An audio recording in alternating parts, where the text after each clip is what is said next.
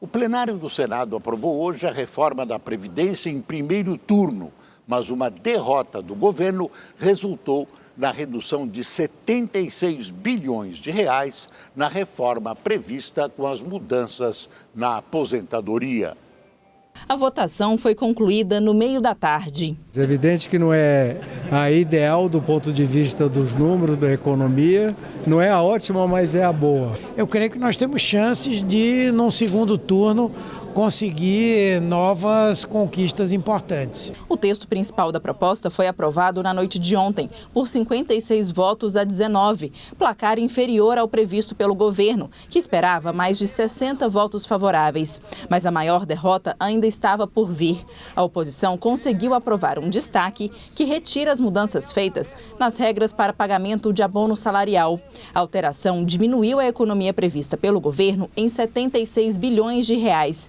Assim, a reforma da Previdência trará uma economia de 800 bilhões em 10 anos. Não se fala de traição, isso é jogo político, isso é posição política. Para muitos, a aprovação do destaque foi fruto de falta de articulação do governo, que não conseguiu manter os apoiadores em plenário. Acho que precisava ter um controle mais próximo do governo, com os senadores, pedindo para que os senadores não saíssem do plenário. O presidente Jair Bolsonaro reconheceu que algo saiu errado. Não tem plano B, nem para mim, nem para ninguém que esse lugar.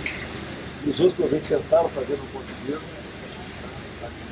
É verdade, gostaria de não ter que mexer em muita coisa, mas se não mexer, igual de vez em quando eu tenho que dar uma dura no moleque em casa, né? Dando dura, para ver se a coisa errada na frente, né?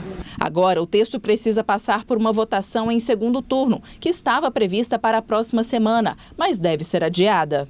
Se alguns senadores compreenderem que não é razoável quebrar o interstício, a gente vai tendo que acabar adiada a semana que vem para a próxima semana, porque cumprimos o prazo regimental, teremos o quórum necessário e aí acaba saindo um pouco do calendário da primeira quinzena de outubro, passando para a próxima semana. A dificuldade de articulação também pode colaborar para o adiamento. Os senadores cobram que haja envolvimento do governo para que outros projetos saiam do lugar. No entanto, a derrota na reforma da Previdência deixou o ministro da Economia, Paulo Guedes, ainda mais arredio. Ele estaria hoje no Senado para tratar do Pacto Federativo, mas desmarcou todas as reuniões.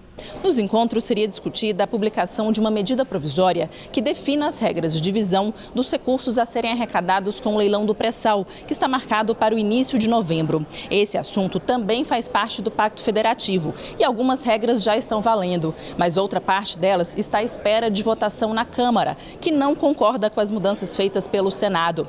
Por isso, seria importante que o governo editasse a medida provisória para pacificar o entendimento das duas casas. Mas isso não tem nenhuma posição de governo ainda.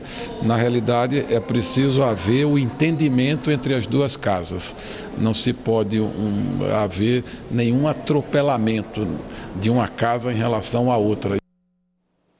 A oposição conseguiu uma alteração e a economia proporcionada pela reforma vai cair em cerca de 76 bilhões. Mas, nesse caso, não haverá necessidade da volta do projeto para nova votação na Câmara.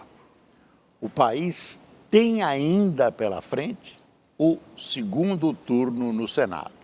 E já se fala, você viu, em dificuldades para o governo por não ter liberado, é uma das razões, manobras que buscam liberar emendas dos ínclitos parlamentares, de quem se espera agora uma dose de respeito pelo país e uma pitadinha de bom senso.